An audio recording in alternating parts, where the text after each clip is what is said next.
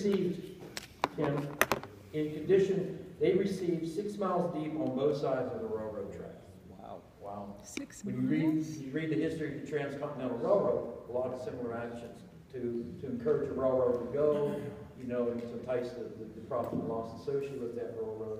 And, you know, this was basically a situation where the railroads knew that the states needed them more than they needed them.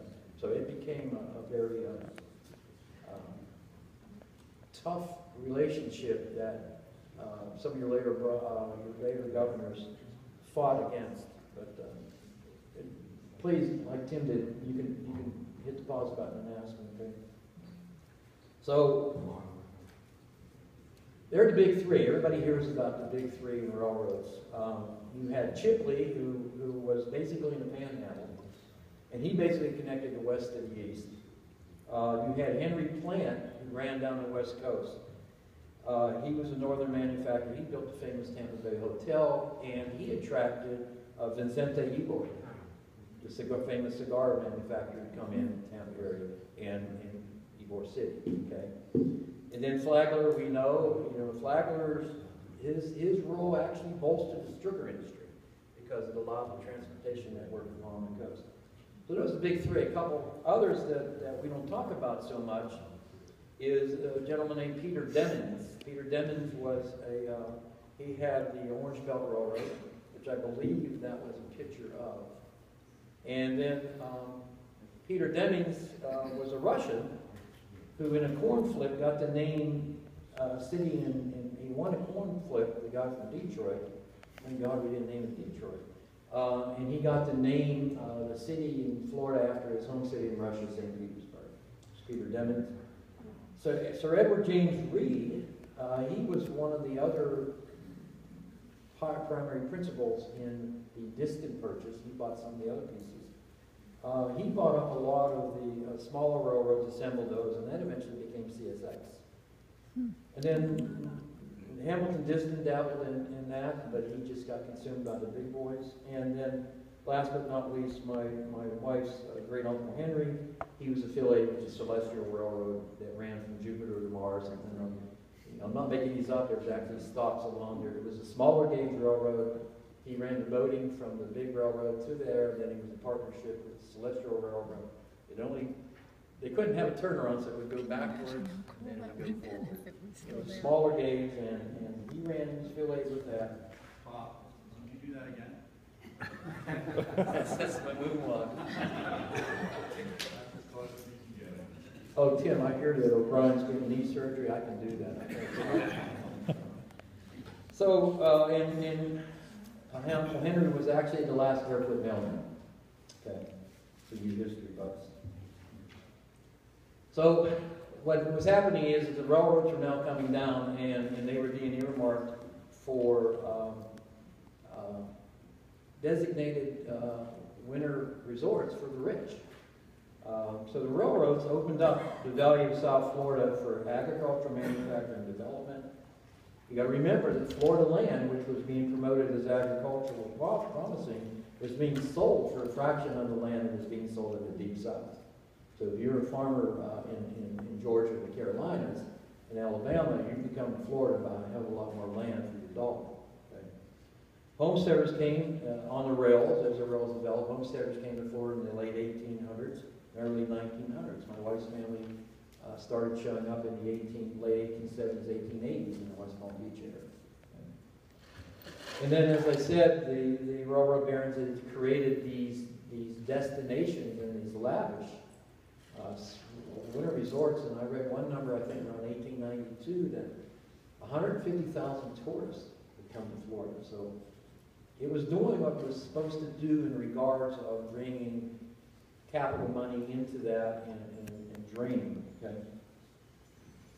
The problem still loomed, though. Okay.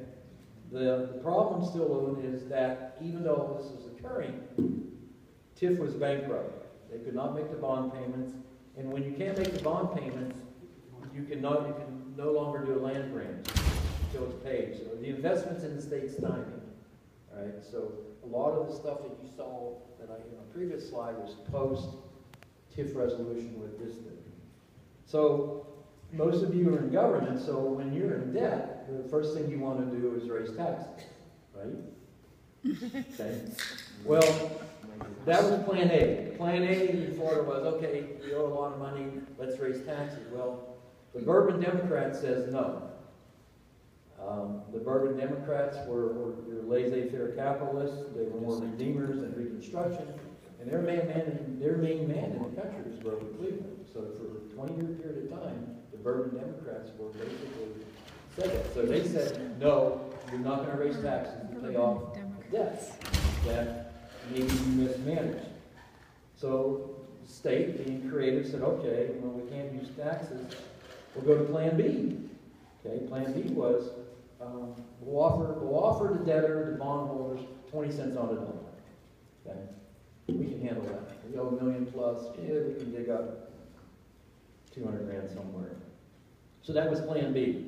Plan A was taxes. Plan B was I'll give you 20 cents on the dollar. So they thought it was a cool deal. Well, a guy named Francis Vose, VOSE, said no. You owe me $1 million, pay me $1 million. And you know, the state says, are you serious?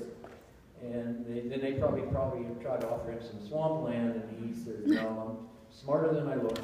You owe me $1 million, I want $1 million. And they said, well, we're not paying, we'll see you in court. So they went to court, and the U.S. Supreme Court said, you owe Mr. Voss $1 million, and you pay him. So enter Hamilton Diston. Governor Bloxham had heard that there was this guy from Philadelphia, salt manufacturer and sawmill operator, loved to fish in Florida. And he might still be down in the Panhandle fishing right now. So Bloxham runs down there and he starts courting him on getting some money from him. Sir Edward Reed and Diston was the big player. Reed had small, but Reed did buy some of it. So they talked to Diston and basically I said, okay, it's deal. So deal number one in January was the way they worked it out. Diston was going to get half of all the Everglades land that he reclaimed in accordance with the swamp and overflow plan. Okay. That came out to about 12 million acres. The problem that they had was, remember the Armed Occupation Act in the Kissimmee Valley? Okay. You know, we're only 15 years out of the Civil War. They had concerns that a lot of this land was in the Kissimmee Valley, because the Kissimmee Valley was the fertile area. So they had an issue with going in and taking land from the people who previously were, it's okay to kill people who try to take your land. So they had grave concerns about that. So they said, let's go to deal number two. So curtain number two was the one that everybody knows about in June of 1881, where basically he purchased 4 million acres. Size of Connecticut, larger than Connecticut, 25 cents an acre. Now everybody talks about Diston as being, at the time and probably even today, the largest individual purchaser of land ever. Okay? I kind of like to talk about Francis Vose, who was the largest leaseholder of land ever. Okay? So Francis Vose was critical in where we're at now with Diston. Okay? If he settles, who knows what? So, and as I said, Sir Edward James Reed bought land, and eventually he got into that CSX. So here we have the post-Diston era, and some of it I alluded to previously. So now things should be okay. We got our debt settled, we got the railroads cooking, we got people coming, we're not killing each other as much as we were in the past. Things are looking promising. So we've got, and Mike Bush joins the Church Coast Regional Planning Council. Right, so numerous cities, the railroads, taxable property, everything that every elected official just dreams for. You know, it's just, Kathy, we should put dollar signs back. So here we are. I mean, Florida's agricultural reputation is doing, tourism exploding. I mentioned 150,000 tourists in 1890, 1 year. The railroads are quadrupled. Okay, things are really cooking. Okay. The big agricultural reputation became sugar and citrus. Okay. Well, Diston had some issues.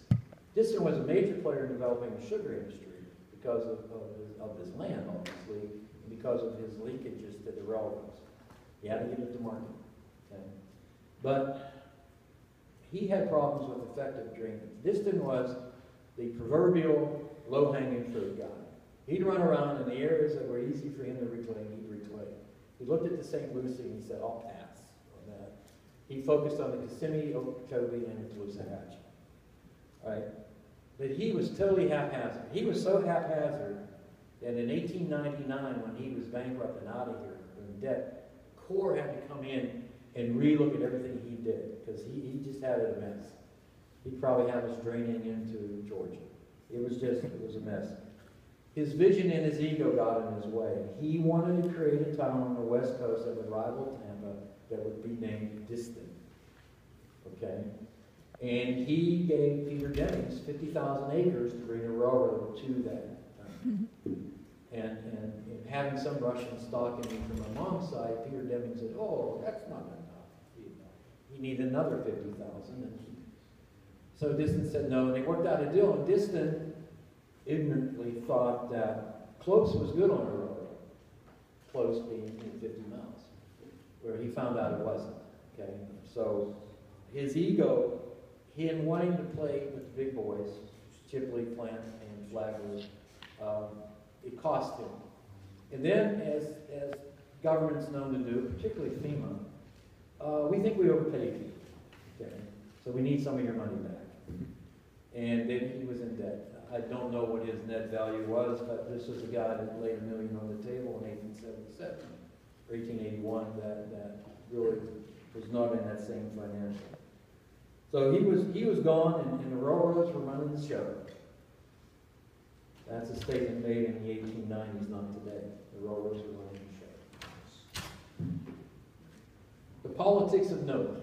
So remember what I said, that most, if not, all of your governors in this period of time had their roots in the Confederacy. They had their roots in agricultural. They were either plantation owners. They were pretty smart in how they positioned themselves in their non-governorship roles. Okay? So a lot of them were attorneys too. So you had Bloxham, who served 2 terms, and back in the day you couldn't serve 2 consecutive terms. But he was pretty cool. He was a Confederate commander in the Leon County Infantry. He also put himself in a position, when he was a governor, to be the U.S. surveyor for Florida. Who better to decide where things got built in Florida than the U.S. surveyor? Okay? He was also the state of Florida comptroller, which is an extremely powerful position. And you'll see later how this plays into this relative to the creation of the drainage districts. Okay? He wasn't a big fan of the railroads, but he knew the importance of the railroad. Governor Perry, he was a Confederate general under Robert Lee. He was a lawyer and a judge. He did not like carpetbaggers, and he despised the distance purchase. He said it was too cheap. Governor Fleming, he was a plantation owner. He was a strong segregationist. He was a lawyer, and all lawyers. He was a Confederate. He repealed the Railroad Commission at the bequest of Henry Flagler. And Governor Mitchell came on. He was a Florida Supreme Court judge, a Confederate soldier, and more importantly, his brother later became the Ag Commissioner. So the powerful positions in the state at the time were governor, state controller, Ag Commissioner. Same today. It's our history. It's our history.